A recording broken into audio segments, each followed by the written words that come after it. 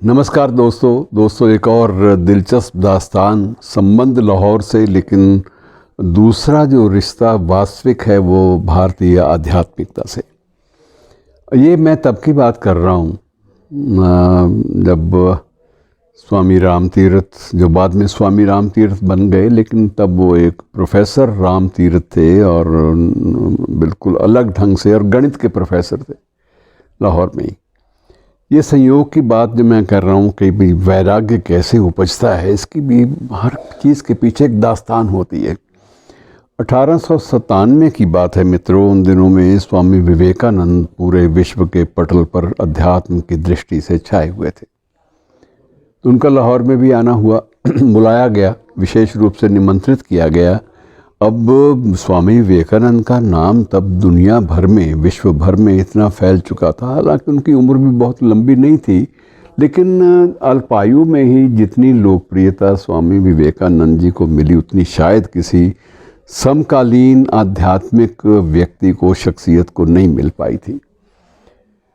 उन्हें बुलाया गया। अब सबसे बड़ी बात, संकट ये हो गया कि इनको सुनाने के लिए श्रोताओं के बैठने का बंदोबस्त कैसे हो।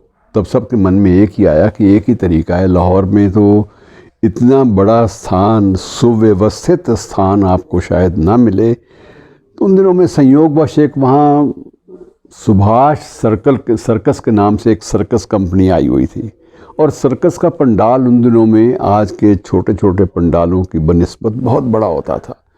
क्योंकि तब यह है कि गांव के लोग भी, इधर के लोग भी, बच्चे भी, सभी लोग सपरिवार सर्कस देखने के लिए उमड़ आया करते थे। सर्कस एक प्रकार से मेला होता था, और तब ये लगा कि ये सर्कस वाला मैदान अगर एक दिन ले लिया जाए तो प्रवचन के लिए सबसे सुविधाजनक ये रहेगा, क्योंकि वो मैदान समतल पहले किया होता है, और उसमें व्यवस्था भी जो है श्रोताओं के लिए, सर्कस में दर्शकों के लिए, और ऐसे प्रवचन में श्रोताओं के लिए समुचित व्यवस्था ऑलरेडी पहले से हुई होती है, और वो काम आ जाएगी हमारे लिए।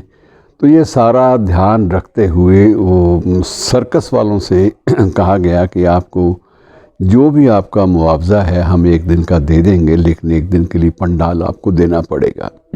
और दिलचस्प बात ये थी कि सुभाष सर्कस के संचालकों ने कहा कि विवेकानंद आए और हम पैसे ले लें, सवाल ही पैदा नहीं होता। वो अगर इस धरती पर पाँव रख देंगे तो हम तो धन्य हो गए, हमारी सर्कस भी धन्य हो गई। उन्होंने कोई पैसा नहीं लिया। अब दूसरा यह है कि उनको कहाँ ठहराया जाए कि उनके साथ सन्यासियों की संख्या भी बहुत होती थी, श्रद्धालुओं की। जहाँ भी जाते थे, अगर वो लाहौर में गए हैं तो लाहौर का मतलब ये नहीं है कि सिर्फ पंजाब के क्षेत्र के लोग ही आएंगे, दूर से भी लोग, आस पास के राज्यों से भी लोग वहाँ पहुँचने के लिए उतावले होते थे। तो देखा गया कि ज़्यादा क्रेज़ बढ़ गई है। तो एक राजा ध्यान सिंह थे, लेकिन उनकी हवेली हीरा मंडी में थी। हीरा मंडी जो कि उन दिनों में देह व्यापार तो नहीं कह सकते आप, लेकिन ज़्यादा नर्तकियाँ वहाँ पर रहती थी, और हीरा मंडी का परिचय यही था। लेकिन हीरा मंडी के पास ही राजा ध्यान सिंह का बहुत बड़ा विशाल पैलेस था, महल था। उस महल में स्वामी जी के रहने की व्यवस्था की गई, क्योंकि महल ही एक ऐसी जगह हो सकती है जहाँ उनके संभ्रांत पढ़े लिखे शिष्य सभी के सभी वहाँ पर पहुँच सकें। और उस मित्रों, बड़ी गज़ब की बात ये भी आपको बताऊं कि हीरा मंडी में उस दिन किसी भी नर्तकी ने अपना नर्तन का कार्यक्रम नहीं किया, नृत्य का। वो सभी अपने साधारण वेशभूषा में, बिना किसी प्रकार का वो श्रृंगार किए, समूची सादी वेशभूषा में वो सभी भी वहाँ पहुँच गए। और आप अंदाज़ा लगाइए कि क्या एक दृश्य होगा। और उसमें उन दिनों स्वामी राम तीर्थ, जो कि प्रोफेसर थे गणित के, उनका भी अपना एक स्थान था, अपना एक लोकप्रिय स्थान। और उस लोकप्रिय स्थान की अपनी एक महिमा थी, अपनी एक गुणवत्ता थी। और स्वामी जी ने राम तीर्थ, प्रोफेसर राम तीर्थ, जब उन्होंने देखा कि ये कार्यक्रम चल रहा है, और तो श्रद्धा भाव इतना ज़्यादा स्वामी विवेकानंद के प्रति उनके मन में उमड़ा, क्योंकि उन दिनों एक परंपरा ये भी होती थी कि श्रद्धा भाव जब उमड़े तो जो भी आपकी सबसे कीमती चीज़ है वो भेंट कर दो। इनके हाथ में बहुत स्वर्ण मंडित एक अंगूठी थी, स्वर्ण मंडित नहीं थी, सोने की अंगूठी थी, और उसमें रत्न जटित आप कह सकते हैं अंगूठी थी, बड़ी बहुमूल्य। उन दिनों में कहा जाता था कि प्रोफेसर की जितनी सैलरी है, ये 1 साल की सैलरी से एक अंगूठी बनती है, तो ये इतनी कीमती अंगूठी थी। उसकी बड़ी बड़ी चर्चा होती थी उनके अंगूठी को लेके, स्वामी रामतीर्थ की। तो स्वामी रामतीर्थ के मन में इतनी श्रद्धा उपजी कि उन्होंने वो अंगूठी निकाली और स्वामी जी के सामने जाके भेंट कर दी।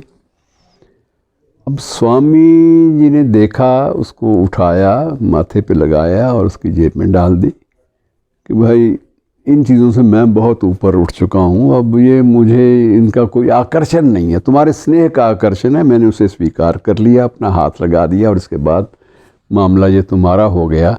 लेकिन उस घटना ने पूरे के पूरे परिवेश को एक प्रकार से हिलाया और स्वामी रामतीर्थ के मन में तभी से ये वैराग्य की भावना हो गई कि जो इतना कुछ उसके लिए कोई मूल्य नहीं रखता, इतनी बहुमूल्य अंगूठी भी जिसको बांध नहीं पाई, वो व्यक्ति कितना महान होगा। और उसी प्रकार से उसके बाद निर्णय ही ले लिया कि अब तो सन्यास ही लेंगे, और घर बार तो नहीं छोड़ा, प्रोफेसरी भी नहीं छोड़ी, पढ़ाते भी रहे, लेकिन गेरुआ धारण कर लिया और सन्यासी के वेश में ही पढ़ाते रहे।